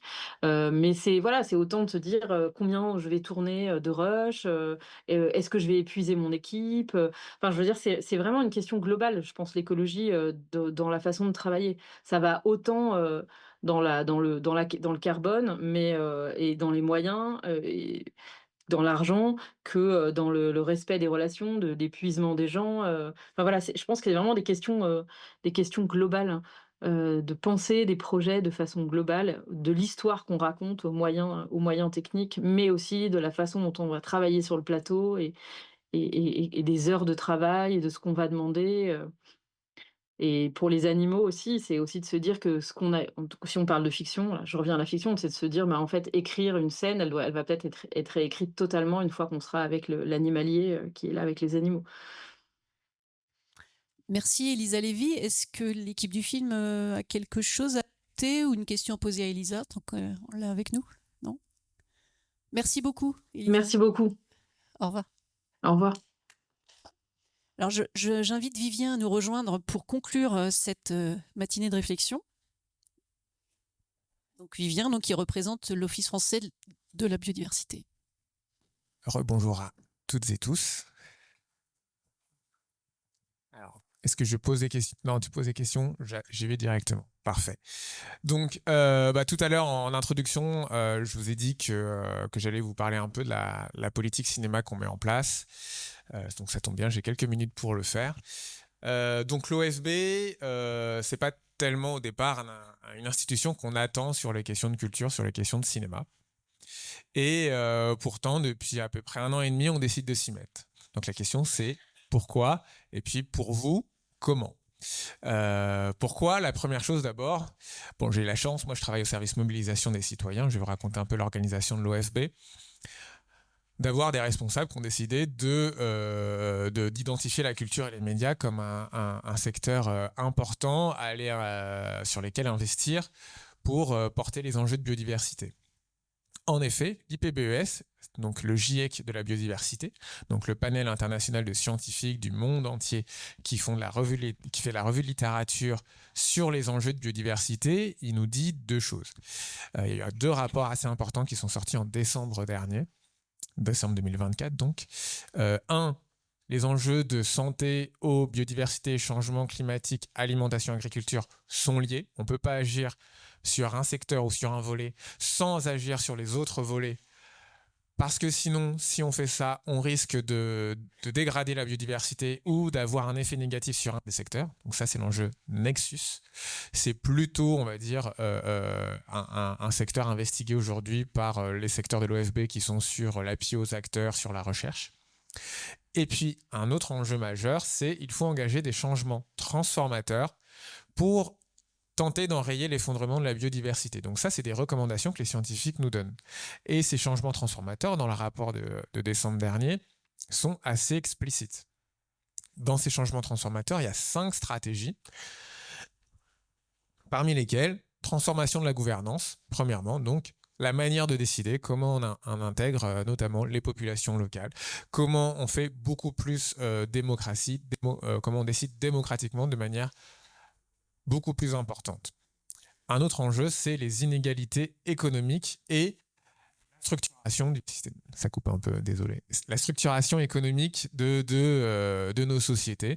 Et donc, comment on change les modèles de production, comment on change les modèles de consommation et comment on réduit les inégalités économiques. Donc ça, c'est assez rare pour un rapport de chercheurs d'aller sur ces secteurs-là. Mais aujourd'hui, c'est ce qui est dit. Parce que la caractéristique de l'IPBES, c'est d'être sur des sciences écologiques, mais aussi sur des sciences humaines et sociales. Et un autre, je ne vais pas tous les faire, mais un autre, c'est la question de la science et la manière dont la science est créée, réalisée, partagée, et notamment le transfert de technologies.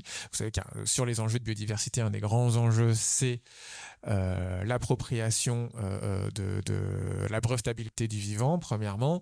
C'est la question du partage de la connaissance, des partages des technologies avec des effets, évidemment, de domination nord-sud, notamment, importants. Et puis enfin, l'IPBES nous appelle à favoriser la transformation des visions. Et en particulier, dans la transformation des visions, quel est l'élément le plus important à comprendre? C'est comment on change de notre rapport à la nature et comment on change notre rapport en règle générale, aux écosystèmes. Donc, un peu tout ce qui vient d'être dit par Elisa à l'instant, c'est comment l'homme, les sociétés humaines ne se visent plus en dehors de la nature, en dehors des écosystèmes, premièrement. Deuxièmement, comment on considère l'ensemble de la nature, des écosystèmes, des espèces animales et végétales, non plus comme une simple ressource à exploiter, à être dans une logique de prédation, à être dans une logique de ressources uniquement, mais donc inventer de nouveaux rapports. Et ça va évidemment, puisque l'IB est assez attentif à ça, sur les enjeux des relations nord-sud, sur comment on fait en sorte d'intégrer les populations autochtones, et en particulier les populations locales des pays en question, dans lesquels il y a des enjeux de ressources importants pour le développement économique. Comment on fait en sorte de ne pas être c'est un peu perturbant si j'y arrivais, d'être dans une logique de comment on fait en sorte de ne pas être dans une logique de perpétuation de formes de domination économique, politique, etc. Et donc, un certain nombre d'acteurs, on n'est pas les seuls à l'OFB, hein, il y a évidemment l'AM, il y a évidemment d'autres acteurs publics et culturels, privés dans le secteur de l'environnement, qui essaient de traduire ça concrètement en politique publique, concrètement en action. Qu'est-ce que ça donne? Donc nous, on se dit, on a mis en place un programme qui s'appelle Transformer les relations humains et non humains, en s'inspirant évidemment un peu, l'idée c'est comment on va faire du Latour, du Morisot, du Vinciane-Després et du Descola en politique publique, qu'est-ce que ça donnerait? Parce que pour l'instant, ce sont des philosophes qui sont dans des colloques, etc. Et là, l'enjeu, c'est concrètement, si on le transforme en action publique, qu'est-ce que ça donnerait? Donc, on a un ensemble d'items sur ces questions, les enjeux de gouvernance, les enjeux inégalité économique et sociale, un peu tous ceux des changements transformateurs. Bon, moi, je m'occupe de la partie, avec mon chef de service Thomas, qui n'a pas pu être là ce matin, des enjeux imaginaires et récits. Donc, on a un groupe de travail interne, transdisciplinaire, sur comment transformer les imaginaires. Donc, à la fois un travail scientifique sur comment on les définit, et puis essayer de déterminer des leviers. C'est là que j'y viens à la culture, c'est un peu long le cheminement, je suis désolé. Mais si on va pas au début, on comprend pas pourquoi l'OFB, qui est plutôt perçu comme un établissement, et je vais revenir sur l'émission de l'OFB, plutôt comme un établissement technique. On est 3000 agents, plus de la moitié des agents sont dans les services départementaux, font de la police de l'environnement. On a aussi des missions d'appui aux acteurs, des missions de connaissance, donc on a une direction de la recherche, une direction des données. Et on a une mission mobilisation de la société. Donc évidemment, nous, c'est dans ce secteur-là c'est depuis ce secteur-là que moi je parle. Mais c'est vrai que c'est pas la connaissance traditionnelle qu'on peut avoir de l'OFB. Et donc, c'est des missions qu'on essaie de valoriser et de mettre en avant. Et évidemment, nous, depuis mon service mobilisation des citoyens, globalement la direction mobilisation de la société, on travaille avec les parcs marins qui sont là, qui vont parler tout à l'heure. On travaille avec la connaissance, on travaille avec les services départementaux. Et justement, pour ça, on met en place une politique cinéma, une politique culturelle au sens plus large, mais une politique cinéma, puisque c'est ça qui vous concerne pour la plupart d'entre vous. Comment on fonctionne? Nous, on essaie d'agir sur toute la palette, on va dire, que des producteurs, des réalisateurs, des scénaristes vont agir. Depuis les études jusqu'aux campagnes d'impact. Donc, on va soutenir des études. Cette année, on a soutenu l'étude de l'Observatoire de la fiction, dont vous avez peut-être entendu parler, sur le cinéma et l'écologie. Donc, l'Observatoire, ça s'appelait l'Observatoire des imaginaires. Maintenant, ça s'appelle l'Observatoire de la fiction. Ils ont travaillé avec la Cité européenne des scénaristes pour analyser un grand nombre d'heures de séries télé qui passaient à la télé française. Donc nous, on a travaillé avec l'ADEME notamment à faire les bonnes grilles d'analyse parce qu'ils ont travaillé à la fois sur la caractérisation des personnages et sur les arches narratives. Et donc nous, on a travaillé sur pour déterminer l'écologie à l'écran, quels sont les aspects? Parce qu'il y a les aspects traditionnels, mobilité, alimentation, etc. Mais on a essayé d'aller un peu plus loin, aussi sur le logement, aussi sur la santé, aussi sur la présence d'animaux, etc., etc. pour essayer de déterminer au mieux les caractérisations des personnages et des arches narratives. Donc là, l'étude est sortie récemment et chaque année, notre idée, c'est de pouvoir soutenir ce type d'études à destination des professionnels en premier lieu et des étudiants et des écoles donc, mais aussi à destination plus largement du grand public, des journalistes, etc. Donc pour outiller, pour faire connaître que c'est un enjeu. Ensuite, on soutient de la formation.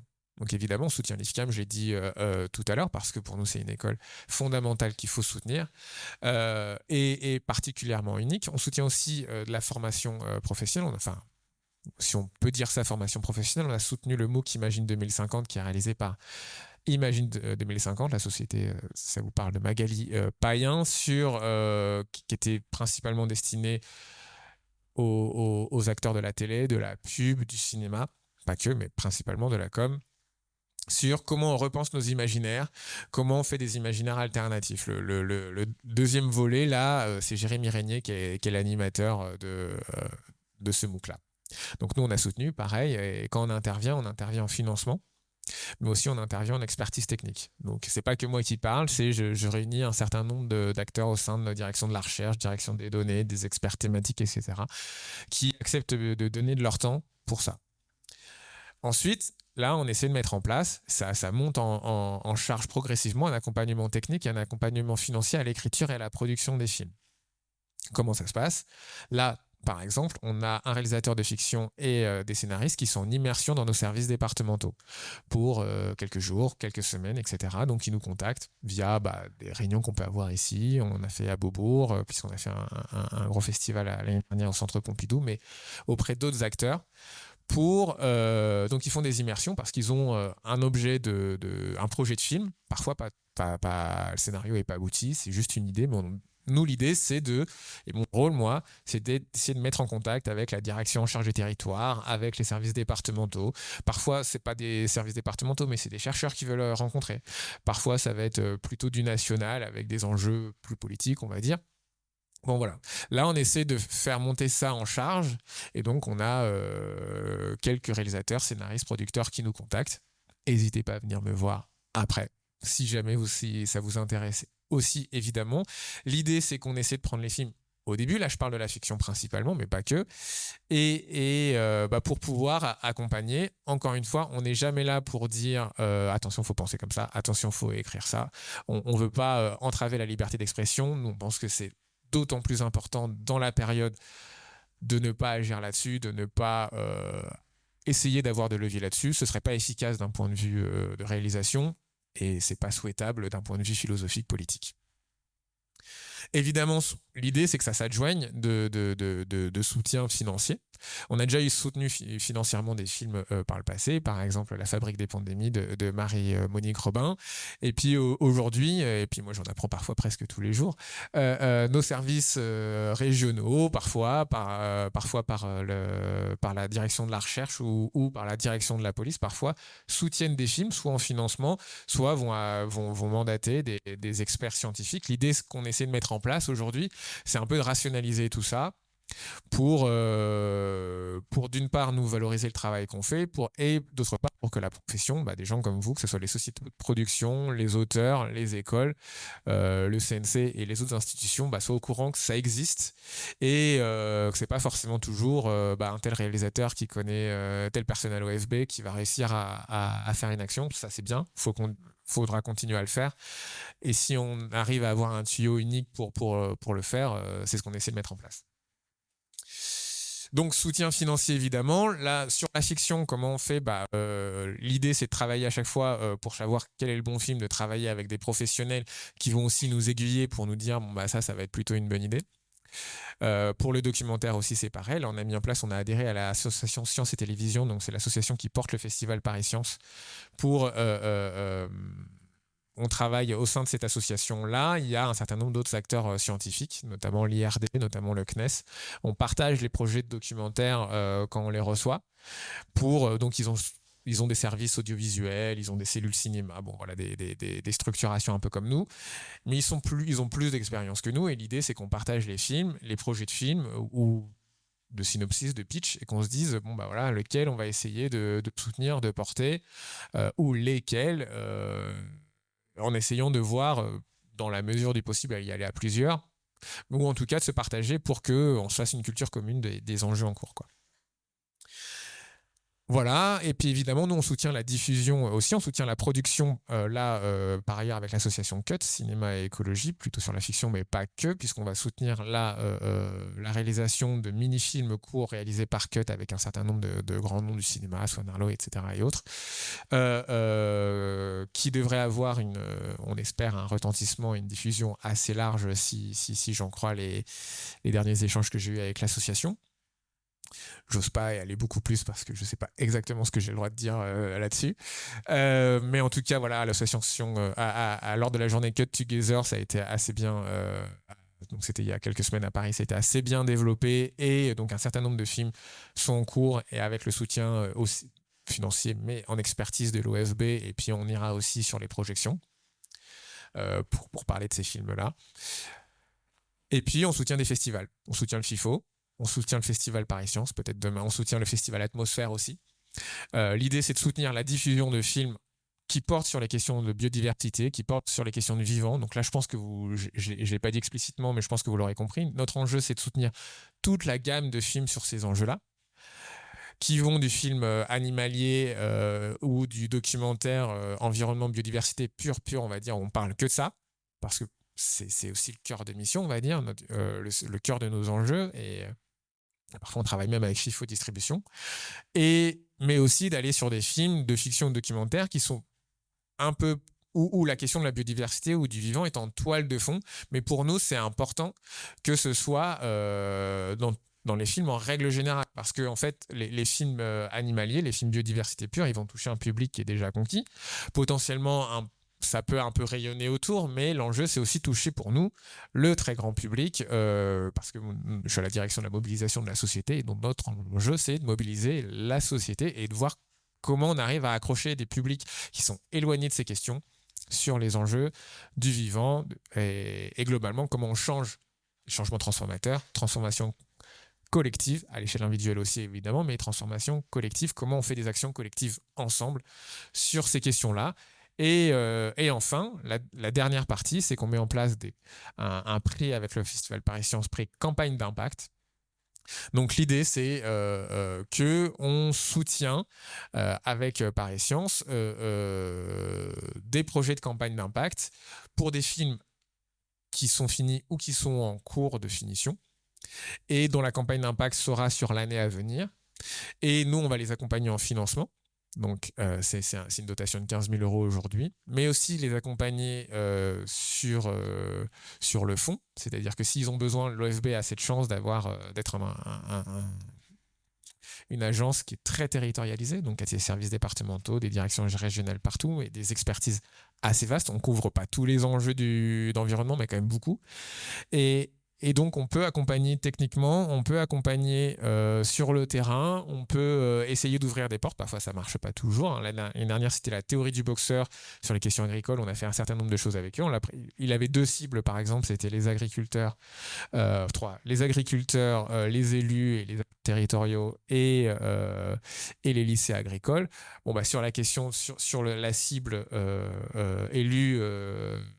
acteurs des territoires, on a été assez moteur sur cette question, puisque nous, on bénéficie d'un grand réseau en la matière.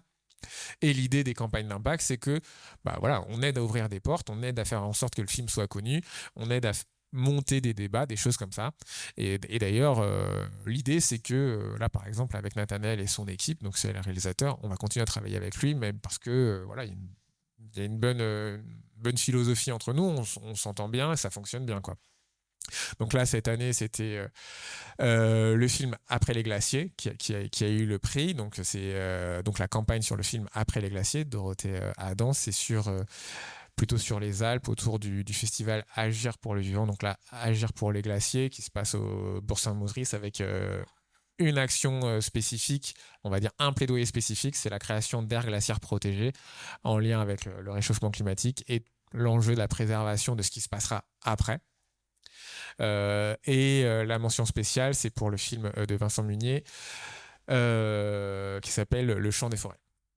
Et donc l'idée, c'est d'accompagner ces 2 films, donc financièrement pour le premier, mais aussi un accompagnement pour les deux. Et puis, alors là, on avait eu beaucoup de très bons projets.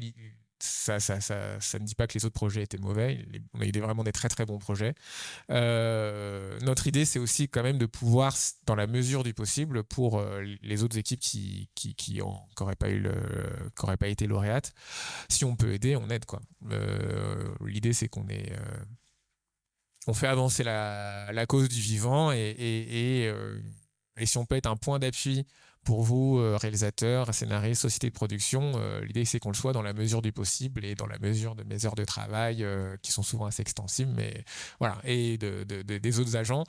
Voilà, on essaie de faire en sorte d'aider au mieux, quoi. Merci Vivien. Merci à vous.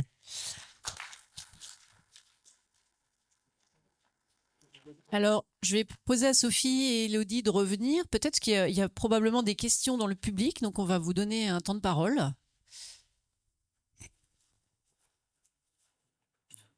Alors, y a-t-il des questions?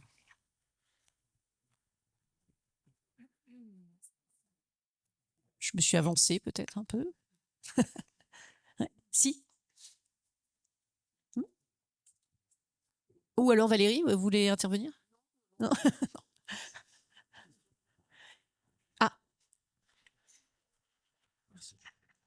Merci pour cette belle conférence. Moi, j'avais une question qui s'adresse à Sophie, c'est ça, pour la production. Parce que vous avez beaucoup parlé de comment on va ramener cette baleine morte sur un lieu où il y a l'autorisation, etc. Mais vous n'avez pas parlé de tout le reste, c'est-à-dire toute l'équipe technique, les comédiens, la préparation, le matériel. Comment on met en stand-by? Parce que si j'ai bien compris, tout le monde doit être un peu en stand-by. Puis un jour, ils vont recevoir un message WhatsApp en disant « Vous prenez le train dans 1 heure, quoi. » C'est ça. C'est tout à fait ça. C'est très bien résumé. Je n'ai pas grand-chose de plus à rajouter. Non, en fait, ce qui se passe, c'est qu'on est sur une équipe quand même très réduite sur le film de la baleine. On a aussi travaillé... En fait, et dis tu complètes et tu m'interromps quand tu veux, mais Silver Petit, depuis le début, il sait que c'est un tournage atypique. Et depuis le début, il sait qu'il faut aussi penser les choses un peu différemment de la façon de faire sur un tournage de fiction. C'est très hiérarchisé, très codé et codifié. Et lui, il expose un petit peu les codes et les cadres. Par exemple, il a travaillé avec son assistante réalisatrice très en amont du premier tournage là, qui a eu lieu sur la partie fiction en janvier-février. Et la première assistante réalisatrice a été, par exemple, très troublée parce que dans le plan de travail, le premier rôle, c'est donc Sergi Lopez et juste après, c'est le chien, Couille Molle. Et après, il y a d'autres humains qui arrivent. Mais les animaux et les humains, déjà, sont mélangés. Donc tout ça est très bizarre. L'équipe étant petit, il y a un lien, il y a une adhésion très forte de tout le monde au projet, à ce que Silver veut défendre avec ce projet.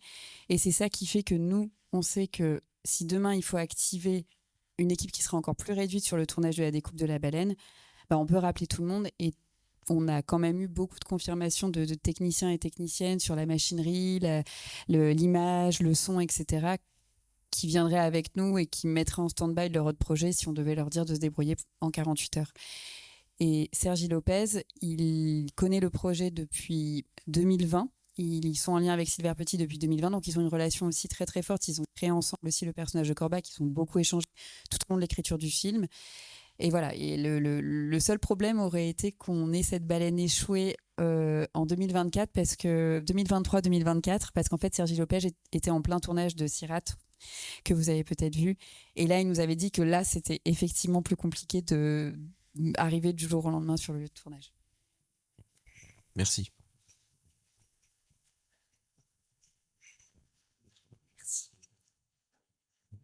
Bonjour. Merci beaucoup pour vos interventions très intéressantes. Je m'interroge et j'aimerais vous poser la question, à votre avis, quand on parle de récits autour de la biodiversité, est-ce que c'est un effort, en tout cas intellectuel et philosophique, plutôt qui vise le local, ou est-ce que ça peut être exprimé dans un langage un peu universel? Parce qu'il y a des problématiques qui sont audibles ou qui sont visibles par certaines populations à certains endroits, qui ne peuvent pas forcément parler à d'autres populations dans une autre région du monde. Ou est-ce que c'est les deux? Enfin, je voulais avoir votre avis par rapport à cette question. Est-ce que tu commences, Valérie Je vais essayer de dompter la bête. C'est clairement un enjeu absolument considérable parce que il est clair que quand il y a l'organisation de tels événements culturels comme ici ou ailleurs, il y a un phénomène, pour la société française, juste restreindre à ça, qui est un phénomène quand même relativement d'entre-soi. C'est grosso modo les mêmes classes sociales qu'on voit à l'œuvre, et plutôt des classes moyennes, des classes privilégiées.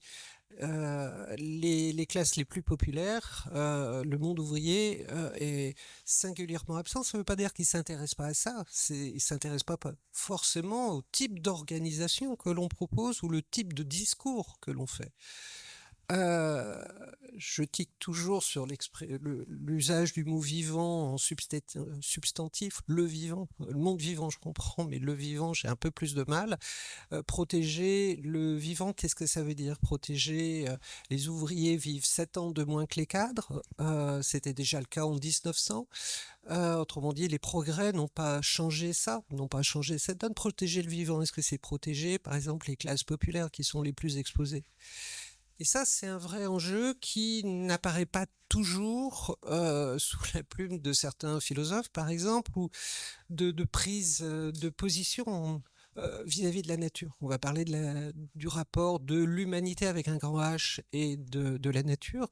C'est un rapport beaucoup plus complexe, et notamment parce qu'il est structuré par cette question de classe sociale, avec tous les éléments culturels qu'il y a associés à ces notions-là. C'est pas simplement qu'une question économique, c'est vraiment aussi une question de où on est, qu'est-ce qu'on vit au quotidien, quelle est vraiment l'expression la plus simple, la plus évidente, la plus matérielle de la vie.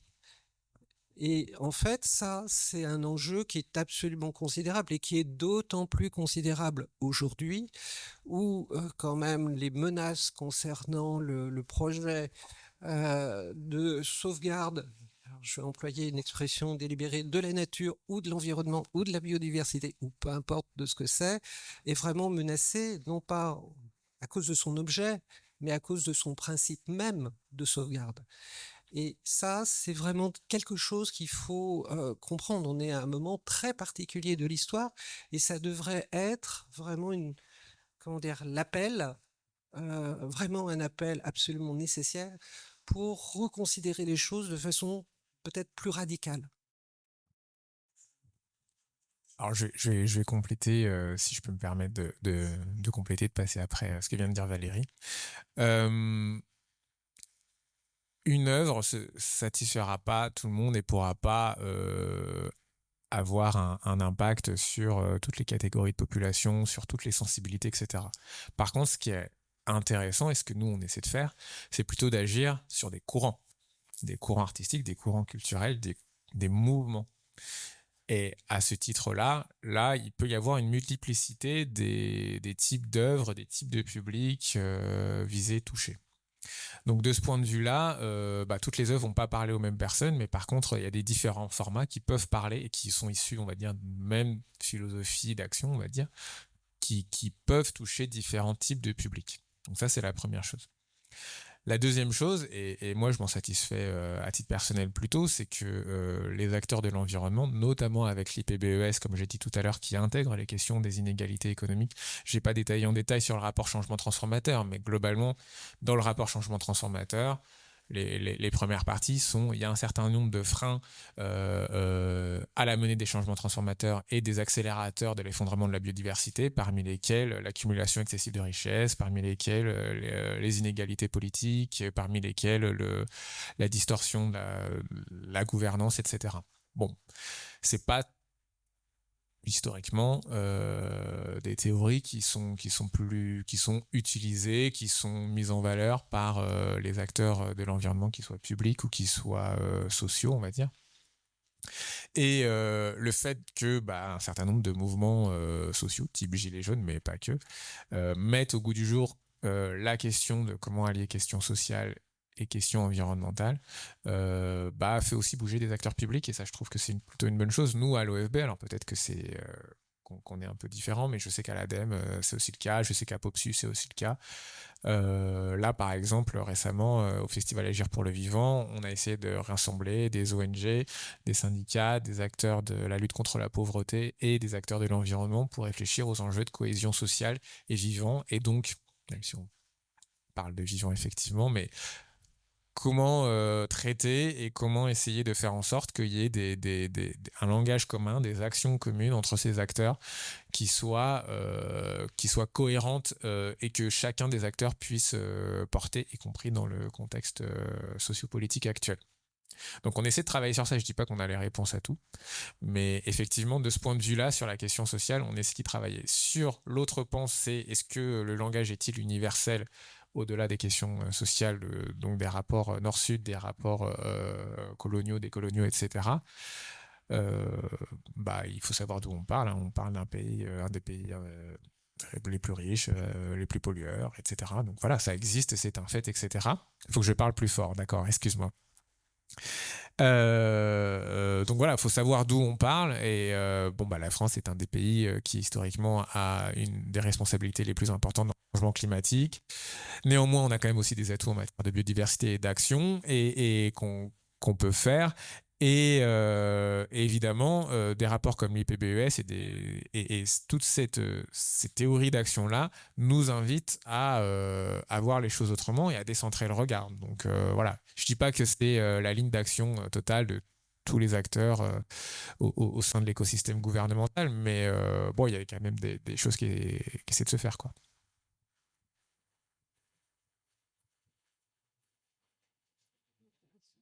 D'autres questions? Si?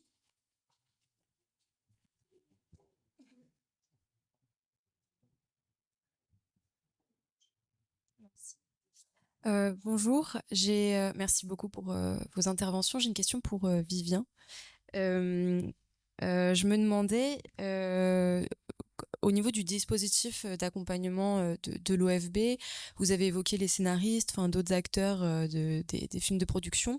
Si c'est possible de faire appel à vous ou à vos actions et accompagnements que lorsqu'un projet est déjà engagé avec une société de production et est déjà en cours de production, ou si c'est possible en amont, dans une phase de développement, quand on est auteur-réalisateur, à quel moment on peut faire appel aux possibilités d'accompagnement et d'action. Alors, étant donné nos capacités limitées quand même, effectivement, on essaie d'avoir que l'auteur soit déjà accompagné par une société de production, parce que sinon ce sera difficile d'intégrer tout. Et nous, on va dire, on veut bien travailler sur les aspects biodiversité, je veux bien mobiliser des acteurs internes, des experts techniques, etc. sur ces questions-là.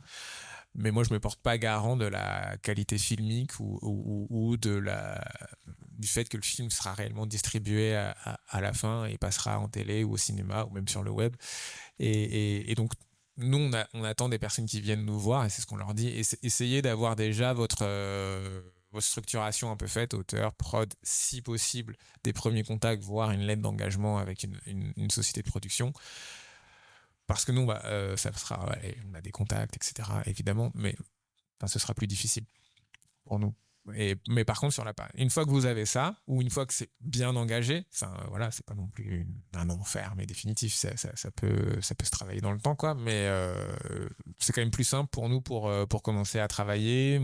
Pour moi, justifier que je mets du temps de travail d'autres agents sur la question, parce que faut toujours ensuite en parler en interne, voilà. Y a-t-il d'autres questions? Non.